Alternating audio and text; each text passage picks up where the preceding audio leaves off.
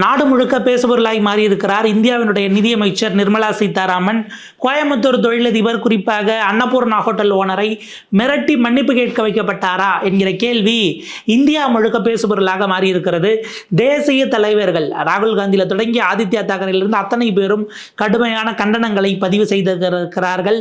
ஒரு பக்கம் மல்லிகார்ஜுன கார்கே, இந்த பக்கம் பார்த்தீங்க அப்படின்னா தமிழ்நாட்டினுடைய காங்கிரஸ் கட்சி தலைவர் போராட்டத்தை அறிவித்திருக்கிறார். என்ன நடந்தது, எதற்காக நிர்மலா சீதாராமன் ஒரு தமிழ்நாட்டினுடைய ஹோட்டல் முதலாளியை மிரட்டி இருக்கிறார் அப்படிங்கிற கேள்வியை, கண்டனத்தை பலரும் பதிவு செய்கிறார்கள்.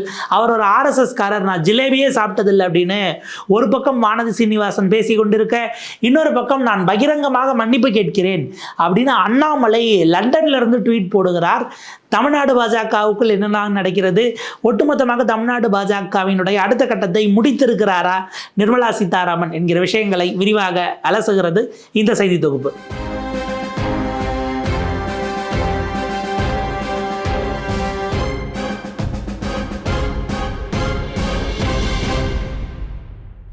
நிர்மலா சீதாராமன் தமிழ்நாட்டில் அன்னபூர்ணா ஹோட்டல் செயினுடைய ஓனரை ஸ்ரீனிவாசன் அவர்களை கூப்பிட்டு மிரட்டிட்டார் அப்படிங்கிறது தான் நேற்று இரவிலிருந்து பேசுபொருள். என்னன்னா, நிர்மலா சீதாராமனிடம் அவர் கேள்வி கேட்கிறார். ரொம்ப அந்த கொங்கு மண்டலத்துக்கே உரிய அந்த ஒரு தனத்தோட அவர் கேட்குறாரு, அந்த வெள்ளந்தி தனமா அல்லது அது நீங்கள் எப்படி சொல்கிறீங்களோ சொல்லிக்கலாம், இந்த மாதிரிலாம் பிரச்சனையாக இருக்குங்க, இப்படி பண்ணுறோம், கம்ப்யூட்டரே குழம்புதுங்க, நீங்கள் ஏங்க இப்படி பண்ணுறீங்க அப்படின்ற மாதிரி அவர் கேட்குறாரு. இது உடனே நிர்மலா சீதாராமன் சிரிக்கிறாங்க, அங்கே வானதி சீனிவாசன் சிரிச்சுக்கிட்டு அதை கேட்டுட்டு தலையாட்டிட்டு விட்டுறாங்க. இதோட முடிஞ்சு போச்சு நினச்சா ஒரு 24 மணி நேரம் அதை போட்டு எல்லாரும் துவதவன்னு துவைச்ச பிறகு அவர் அழைக்கப்படுகிறார். நிர்மலா சீதாராமன் அவர்களோட வானதி சீனிவாசன் இருக்காங்க, அந்த ரூமில் அவர் போயிட்டு சந்திக்கிறார். சந்தித்து அவர் மன்னிப்பு கேட்கிறார். அப்படிங்கிற வீடியோவில் அவர் எந்திரிச்சு மன்னிப்பு கேட்கக்கூடிய அந்த ஒரு பிட்டை மட்டும் ஒரு 20 செகண்டை வெட்டி பாஜகவினுடைய ஐடி விங்கை சேர்ந்தவர்கள், ஐடி விங் ஆதரவு நிலையில் இருக்கிறவர்கள், பொறுப்பாளர்கள், கன்வீனர்னு அவங்களே போட்டிருக்காங்க, அவங்க அதை வெளியில் விடுறாங்க. விட்டுட்டு பார்த்தீங்களா அவர் அப்படி பேசினார் இப்படி பேசினார், நீங்கள் வந்து நிதியமைச்சர் நிர்மலா சீதாராமன் எப்படி மன்னிப்பு கேட்குறாரு பாருங்க அப்படின்ட்டு அவரை இழிவுபடுத்தக்கூடிய, மலினப்படுத்தக்கூடிய, அவமானப்படுத்தக்கூடிய வீடியோஸை ஒரு பக்கம் எல்லாரும் வெளியில் விடுறாங்க அப்படிங்கிறத பார்க்குறோம். இது வெளியில் வந்த பிறகுதான் மிகப்பெரிய அளவுக்கு கொந்தளிப்பு. ஒரு தமிழ்நாட்டில் தொழில் செய்யக்கூடிய ஒரு தொழிலதிபரை கொங்கு மண்டலம்னு நீங்கள் பேசுகிறீங்க, பாஜகவினுடைய கோட்டையெல்லாம் பேசுகிறீங்க, அங்கே இருக்க ஒருத்தர் இப்படி தான் அசிங்கப்படுத்துவீங்களா அப்படின்னு கேள்வி எழுகிறது. இதெல்லாம் ஒரு பக்கம் போயிட்டு இருக்கும்போது வானதி சீனிவாசன் ஒரு விரிவான ப்ரெஸ் மீட் வைக்கிறாங்க. நான் அந்த கடைக்கே போனதில்லை, நான் அவர் கடையில் ஜிலேபியே சாப்பிட்டதில்லை, அவர் எப்படி சொல்ல போச்சு, அதை எப்படி நாங்கள் ஏற்றுக்க முடியும் அப்படின்னுட்டு அவங்க ஒரு பக்கம் கொந்தளிச்சிட்டு இருக்கும்போது ஒரு பெரிய வெடியை கொளுத்தி போடுகிறார் லண்டனில் இருக்கக்கூடிய பாஜகவினுடைய முன்னாள் மாநில தலைவர். ஏன்னா இன்னைக்கு அவர் இருந்த இடத்துல ஒரு பொறுப்பு குழு இருக்கு, அவருக்கு அதிகாரம் இருக்காங்கிறதே கேள்வின்னு வச்சுக்கோங்களேன். அவர் அங்கேருந்து ஒரு ட்வீட் போடுறாரு. அந்த ட்வீட்டு தான் இப்போ மறுபடியும் வெடியை கொளுத்தி போட்டிருக்கு. தமிழ்நாடு பாஜகவின் சார்பாக நான் மனப்பூர்வமாக மன்னிப்பு கேட்டுக்கொள்கிறேன். எங்கள் கட்சியை சேர்ந்தவர்கள் தனிப்பட்ட முறையில் பேசிய ஒரு வீடியோவை எடுத்து ஒரு முக்கியமான பிஸ்னஸ் ஓனரும் நம்முடைய மரியாதைக்குரிய நிதியமைச்சர் இந்த வீடியோவை அவர் எடுத்து எங்கள் கட்சியை சேர்ந்தவங்க வெளியில் விட்டுட்டாங்க, அதுக்காக நான் மன்னிப்பு கேட்டுக்கிறேன். நான் ஸ்ரீனிவாசன் அவர்கள்ட்ட பேசியிருக்கேன் ஃபோனில். அதே போல் அன்னபூர்ணா செயின் ஆஃப் ரெஸ்டாரண்ட் எந்த அளவுக்கு பெரிய ஹோட்டல்னு எனக்கு தெரியும், அவருடைய தனிப்பட்ட முறையில் அவர் பேசினதை எடுத்து போட்டதுக்காக நான் மன்னிப்பு கேட்டுக்கிறேன் அவர்கிட்ட, ஏற்கனவே நான் ஃபோனில் கேட்டுட்டேன்னு வேற குறிப்பிடுறாரு. குறிப்பிட்டுட்டு அவர் வந்து ரொம்ப ஒரு தூணாக இருக்கிறார், தமிழ்நாட்டுக்கும் இந்தியாவுக்கும் அவருடைய சேவை நாட்டுக்கு தேவை, இந்த வசனமெல்லாம் அண்ணாமலை பேசுகிறார். இதுக்கு பிறகு தான் இது அடுத்த கட்டத்துக்கு வெடிக்குது. என்ன அப்படின்னா, நிதியமைச்சர் நிர்மலா சீதாராமனை உடனடியாக பதவி விலக வேண்டும், அவரை பதவியிலிருந்து தூக்கணும் அப்படின்னு ஆதித்யா தாக்கரே, மகாராஷ்டிராவினுடைய முன்னாள் அமைச்சர், உத்தவ் தாக்கரேவினுடைய மகன், அவர் ட்வீட் போடுறாரு. ஒரு அமைச்சர் இப்படி தான் நடந்துக்கிறதா, உங்களை நோக்கி வரக்கூடிய மக்களுடைய குறைகளை கேட்கறது நீங்கள் இப்படி தான் நடக்கணும்னு அவர் போடுறாரு. ராகுல் காந்தி அவர் ரொம்ப ஆவேசமாக சிறிய முதலாளிகளை நீங்கள் இப்படி தான் நடத்துவீங்களா அப்படின்ட்டு அவர் கொந்தளிச்சு ஒரு பக்கம் ட்வீட் போடுறாரு. மல்லிகார்ஜுன கார்கே அவர்கள் இவங்க எப்பயுமே இப்படி தாங்க, இந்த பிஜேபிக்கு வேற வேலையே கிடையாது அப்படின்ட்டு அவர் கொந்தளிக்கிறார். ஏன்னா இப்போ காங்கிரஸ் கட்சியினுடைய தேசிய தலைவரில் தொடங்கி கூட்டணி கட்சிகள், அந்த மாநிலங்களில் இருக்கக்கூடிய பிராந்திய கட்சிகள்னு எல்லாரும் பேச ஆரம்பிச்சிட்டாங்க. ஒரு முதலாளி அவர் வந்து பெரிய அளவுக்கு, அதாவது உங்கள் ஃப்ரெண்ட்ஸான அதானி அம்பானி இவங்க ரேஞ்சுக்கு அவங்க பிஸ்னஸ் பண்ணலனாலும் ஒரு ஹோட்டல் செயினை வச்சு நடத்திக்கிட்டு இருக்கிறாங்க. அவங்கள நீங்கள் ஜிஎஸ்டியை குறைச்சி கொடுங்க அல்லது அதை எளிமைப்படுத்துங்கன்னு கேட்டால் இப்படி தான் நடத்துவீங்களான்னு பெரிய கொந்தளிப்பு என்பது இப்போ நாடு முழுக்க நேஷனல் நியூஸாக இது மாறி இருக்கிறது. ஏன்னா இது இந்தியா முழுக்க தலைப்பு செய்து ராகுல் காந்தி பேசிய பிறகு, கார்கே பேசிய பிறகு, ஆதித்யா தாக்கரே பேசின பிறகு ஆல் இண்டியா முழுக்க இது நியூஸாக மாறி இருக்கிறது. இப்போ என்ன அப்படின்னா தமிழ்நாட்டில் அதுக்கு மேலே, ஏன்னா தமிழ்நாட்டில் கிட்டத்தட்ட எல்லா கட்சியும் இதை கண்டிச்சிட்டாங்க அப்படின்னு சொல்லலாம். நமக்கு ரொம்ப சுவாரஸ்யமாக திமுக ஆப்வியஸாக கண்டிப்பாங்கிறது நமக்கு தெரியும். காலையில் கனிமொழி அவர்கள் திருக்குறள் எல்லாம் பதிவிட்டிருந்தாங்க, தமிழர்களுடைய சுயமரியாதையோட விளையாடாதீங்க அப்படின்னு ஒரு வார்னிங் எல்லாம் நிதியமைச்சர் நிர்மலா சீதாராமன் கொடுத்துருந்தாங்க. ஒரு பெரிய சர்ப்ரைசிங் பேக்கேஜாக என்ன இறங்குச்சு அப்படின்னா, நம்முடைய அதிமுக கண்டித்திருக்கிறது. குறிப்பாக இது அதிகார மமதை, ஃபேசிச போதையில் இவங்க இருக்காங்க அப்படிங்கிற மாதிரிலாம், ஃபாசிசத்தில் அதிகார போதையில் இருக்காங்க அப்படின்லாம் அதிமுகவினுடைய முன்னாள் அமைச்சர் டி ஜெயக்குமார் இருக்கார் இல்லையா, அவர் பேசியிருக்கிறார். அதிகார மமதையில் பாசிச பாஜக அரசு ஆட்சி செய்து வருவதாக முன்னாள் அமைச்சர் ஜெயக்குமார் கடுமையான கண்டனம் கொடுக்கிறார். அதை விட மிக முக்கியமானது, இந்த செயல் என்பது ஒட்டுமொத்த தமிழ்நாட்டை நீங்கள் அவமானப்படுத்தி இருக்கிறீர்கள்.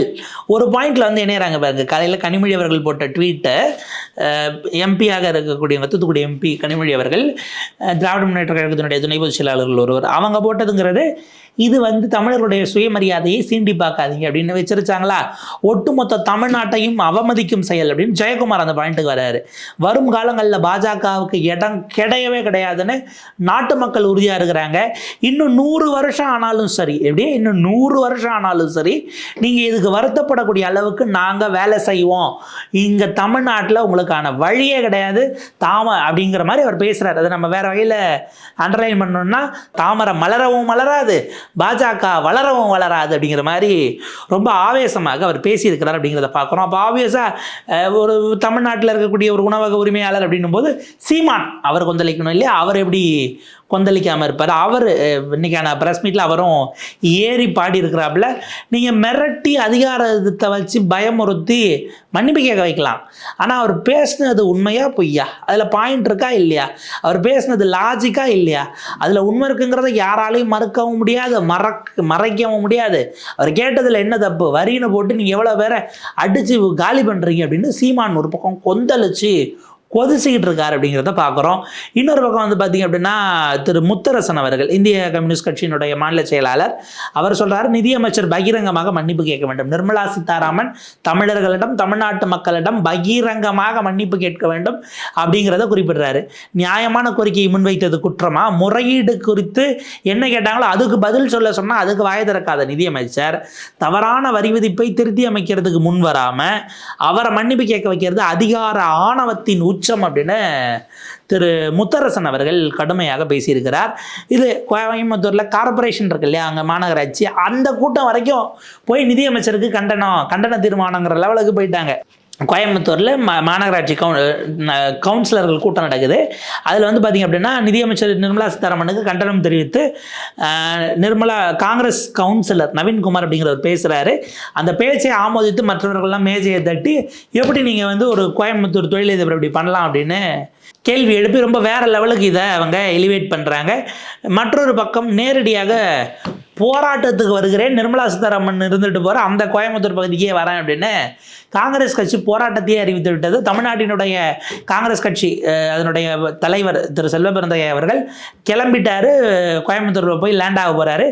நாளை, அதாவது சனிக்கிழமை, அவர் மிகப்பெரிய போராட்டத்தை முன்னெடுக்கிறார். நாளை சனிக்கிழமை மாலை 3 மணி அளவில் கோயம்புத்தூர் காந்தி பூங்கா, ஆர்எஸ்புரம், அன்னபூர்ணா ஹோட்டல் எதிரில் சிறு குறு மற்றும் நடுத்தர தொழில் நிறுவனங்களை பாதுகாக்க வேண்டியும், ஒன்றிய நிதியமைச்சர் திருமதி நிர்மலா சீதாராமன் மன்னிப்பு கேட்க வலியுறுத்தியும் எனது தலைமையில் கண்டன ஆர்ப்பாட்டம் நடைபெறும் அப்படின்னு செல்வ பெருந்தகையை அறிவிச்சுட்டு ஆன் த வே அப்படின்ட்டு அவர் கிளம்பி போயிட்டாரு அப்படிங்கிறத தான் பார்க்குறோம்.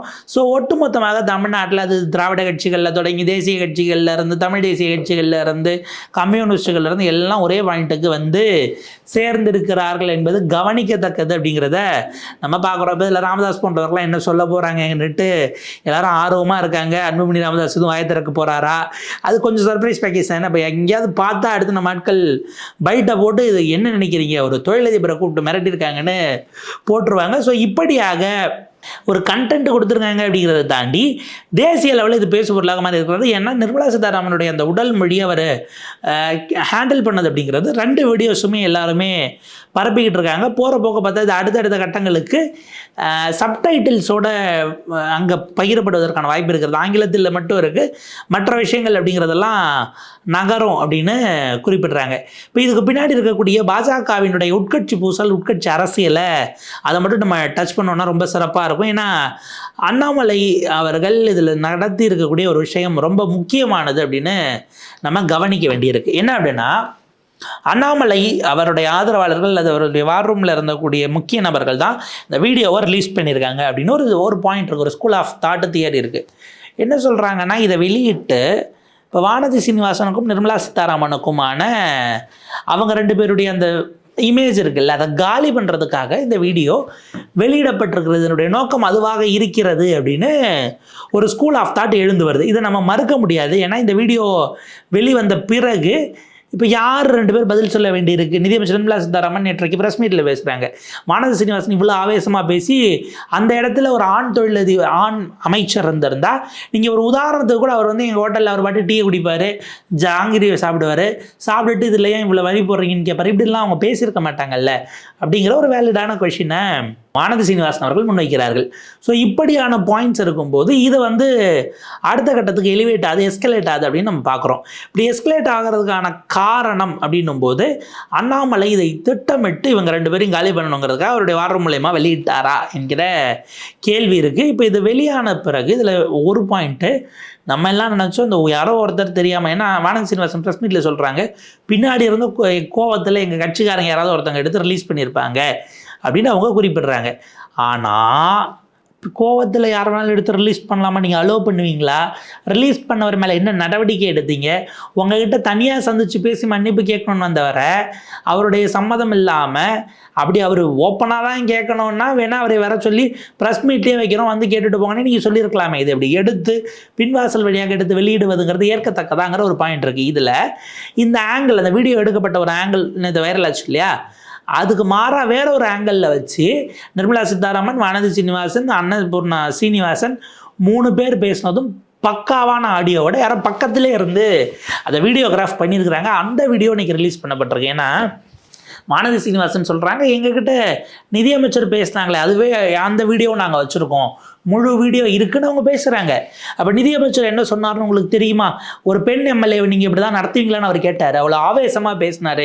எனக்காக நிதியமைச்சர் கேள்வி எழுப்பினார். அதுக்கு அவர் நான் மன்னிப்பு கேட்டுக்கிறேங்கம்மான்னு அவர் சீனிவாசன் சொன்னார்னு நம்முடைய வானதி சீனிவாசன் அவர்கள் குறிப்பிடுகிறார்கள்.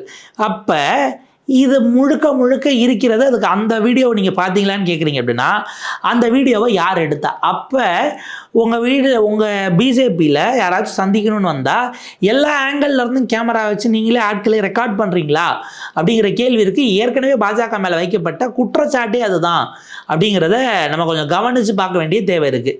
அப்போ இப்படியான பாயிண்ட்ஸை வச்சு பார்க்கும்போது இது வெவ்வேறு விதமாக மாறுவதற்கான வாய்ப்பு இருக்கிறது. ஸோ இப்போ இதில் அண்ணாமலை இன்னொரு ஸ்கோர் பண்ணியிருக்காரு. என்ன அப்படின்னா, அண்ணாமலை இப்போ இந்தியாவிலே இல்லை, அவர் லண்டனில் இருக்கார். அவருக்கு பதிலாக 6 பேர் கொண்ட குழு போட்டிருக்காங்க. குழுவில் நம்ம ராஜாஜியிலேருந்து, ராஜாஜின்னா ராஜாஜி ஸ்பேஸ் விட்டுங்க, அவர்லேருந்து அத்தனை பேரும் எஸ்ஆர் சேகர் அவர்கள் உட்பட பலரும் இருக்காங்க. இவங்கள்லாம் இருக்கும்போது தமிழ்நாடு பிஜேபியின் சார்பில் நான் மன்னிப்பு கேட்குறேன்னா, தமிழ்நாடு பிஜேபிக்கு இப்போ உங்களுக்கு என்ன பவரில் நீங்கள் இருக்கீங்க? நீங்கள் தலைவராக இருந்தீர்கள், பதவிக்காலம் முடிஞ்சாலும் உங்களை எக்ஸ்டெண்ட் பண்ணாமல் படிப்புக்காக போயிட்டீங்கன்னு வேறு ஏற்பாடு போட்டுட்டாங்க. இப்போ உங்களுக்கு என்ன கிரவுண்டு இருக்குது அப்படிங்கிறது தான் கேள்வி. உங்களுக்கு பதிலாக வேற ஆள் இருக்கும்போது நீங்கள் எப்படி தமிழ்நாடு பிஜேபியின் சார்பில் மன்னிப்பு கேட்க முடியும்? அதை ராஜாவில் பண்ணணும் அல்லது அந்த 6 பேர் குழு உள்ள பண்ணணும் அப்படிங்கிற கேள்வி வருது. அப்போ தமிழ்நாடு பிஜேபிக்கு பிரதிநிதியாக இன்னும் அண்ணாமலை தான் இருக்கிறாருன்னா இங்கே எதுக்கு 6 பேர் குழு அப்படின்னு அடுத்த கேள்வி வரும். அப்போ வெளியில் இருந்தாலும் கூட தமிழ்நாடு பாஜக அதனுடைய கண்ட்ரோல் நான் தான் வச்சுருக்கேன், நான் தான் தமிழ்நாடு பாஜகவினுடைய தலைமையாக இருக்கிறேன்னு அண்ணாமலை கட்சிக்குள்ளே இருக்க, அது வானதி சீனிவாசனோ அல்லது ராஜாவோ அல்லது எஸ்ஆர் சேகரோ அல்லது மற்ற யாராக இருந்தாலும் இவர்களுக்கு உணர்த்துவதற்காக இந்த வேலையை அண்ணாமலை செய்திருக்கிறாரா அப்படிங்கிற கேள்வியை தான் நம்ம கேட்க வேண்டிய, உன்னித்து பார்க்க வேண்டிய ஒரு தேவை இருக்கிறது. ஸோ இது பாஜகவினுடைய உள்ளடி அரசியலில் குறுக்க போய் மாட்டினவர் தான் அன்னபூர்ணா ஸ்ரீனிவாசன் அப்படின்னு ஒரு பாயிண்ட்டையும் நம்ம கவனிக்க வேண்டியிருக்கு. இதில் ஆக மொத்தம் அவர் கூப்பிட்டு அழைத்து மிரட்டப்பட்டு பேசப்பட்டிருக்கிறாருங்கிறது வெளிப்படையாக இருக்குது. இதில் நம்ம என்னென்னா, நேரடியாக நிர்மலா சீதாராமனை போய் அந்த அம்மையாரை மிரட்டி அவரே வாங்கினாங்கன்னு நம்ம சொல்ல முடியாது. அதுக்கான எந்த விதமான விஷயங்களும் இல்லை. ஆனால் அடுத்தடுத்த நிலையில் இருக்கக்கூடிய கட்சியினுடைய வெவ்வேறு படிநிலைகள், அது கிளை கழகமோ ஒன்றியமோ அந்த செட்டப்பில் அவங்க வச்சுருக்காங்களான்னு தெரியல. காரியகர்த்தாஸாக இருக்கிறவர்கள் நிர்மலா சீதாராமன் மீது அதில் பாஜகவினுடைய அபிமானிகள் அவரை என்னவா ட்ரீட் பண்ணாங்க, அதனுடைய நீட்சியாக அவர் ப்ரெஷர் ஆகி வந்திருக்காரா அப்படிங்கிற கேள்வி இருக்குது. அடிப்படையில் எந்த விதமான அரசியல் சார்பு நிலையும் ஒரு பிஸ்னஸ்மேன், தொழில் செய்யக்கூடியவர்கள் எடுக்க மாட்டார்கள் அப்படிங்கிறத நம்ம பார்க்கணும்.